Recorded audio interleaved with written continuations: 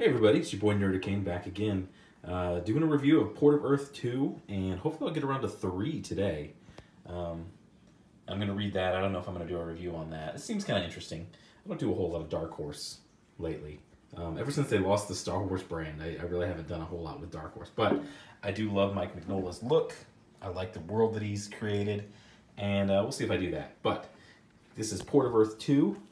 I know, man, it's been a long time since I've done one. I've been trying to track this down, and fortunately the comic book shop that's like walking distance from my home had this in the back issues, and I scooped it up. And actually that comic book shop is probably going to become like my go-to place. I may start doing a pull list there, especially since they're carrying Alterna floppies now.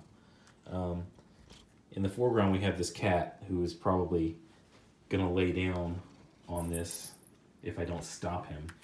I'll just kind of move him aside. Get out of here, little punk. So, credit where credit's due. I'm starting to really dig this art style.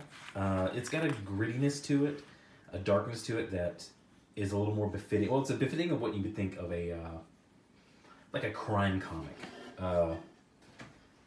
Not so much a superhero style, but I think for this story, it's really working. I really like it on a lot of levels.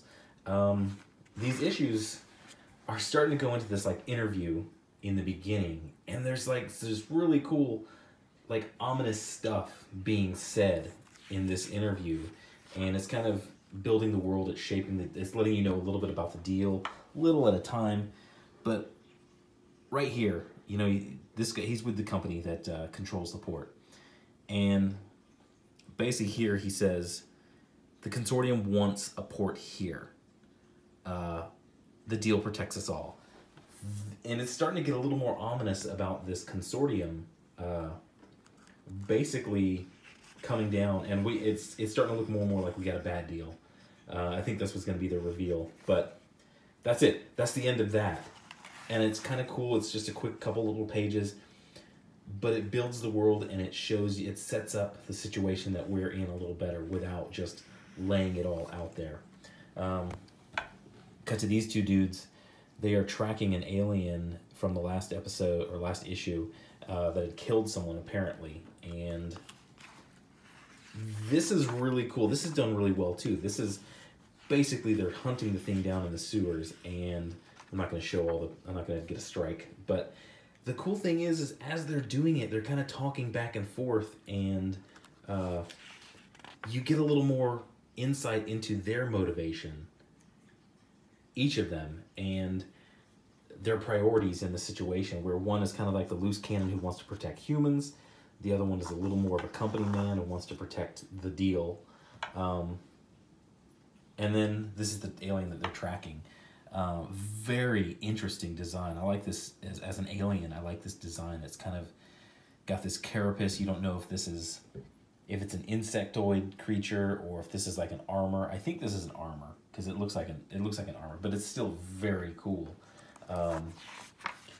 This dude gets knocked down, and basically the chase is on, and they're firing it. But these guns that they have are not powerful enough to take him down. Not to kill him. I think they're like some sort of stun gun, but the weapons can only be turned on, like they're heavy weapons that can kill, can only be turned on by the consortium. And these guys have to prove that they've been provoked by the consortium.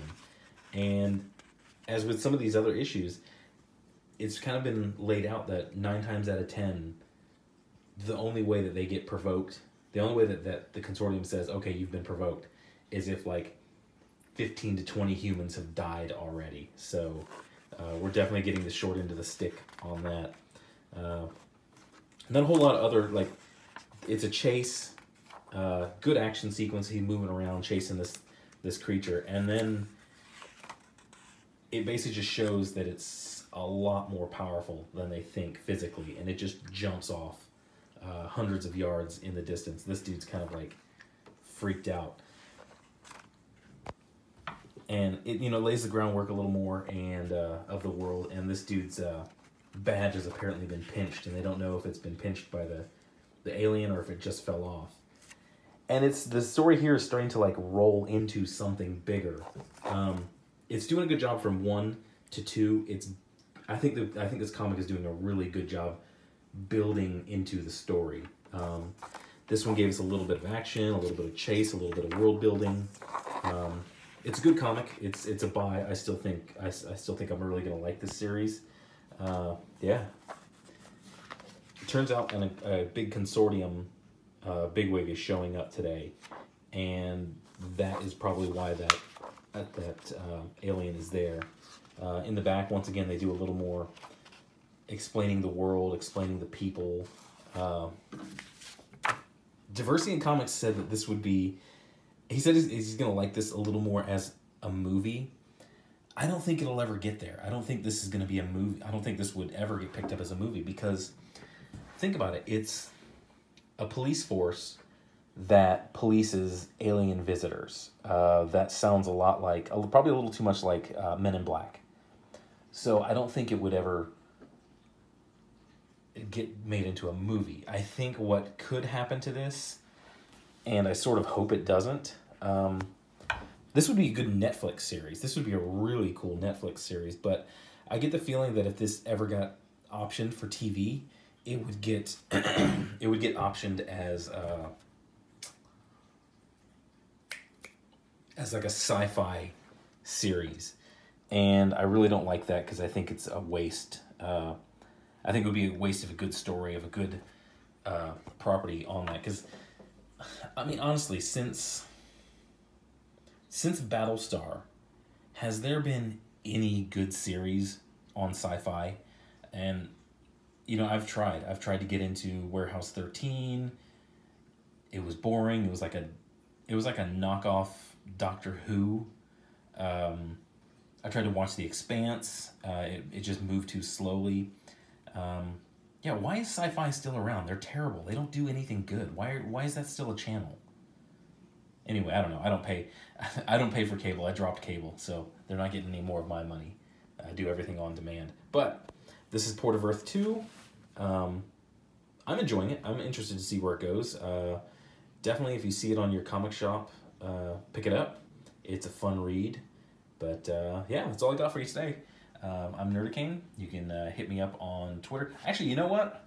Before I go, I just kind of thought of this before I started filming this. This would make a really good shooting game. Like more of a, you know, but they really don't make shooting games like this. More of a plot-driven shooting game. Most shooting games nowadays are all multiplayer-driven. The story doesn't even matter, but as like a first-person shooter that tells the story, the narrative, I think this would be really great. But no one would ever make it because every shooter is based on its multiplayer. That's the goal of it. Like anything story-wise having to do in a game is basically just ancillary to the multiplayer. And but that's the gaming environment we live in. But this played out through a first-person shooter with a narrative would be really cool to play. I think I would like that better than a TV show or a movie. But that's all I got for this one. I'm probably going to read this one a little later today and do a review if I got time, but I got plenty of homework to do. But thanks for your time. Thanks for watching. My name's Nerdicane. You can hit me up on Twitter, here on YouTube, and Xbox One. My handle is also Nerdicane. So I am going to start doing some gaming videos coming soon. So those will be something to look forward to, and I think I'm really going to enjoy them. But thanks for watching. Have a good day.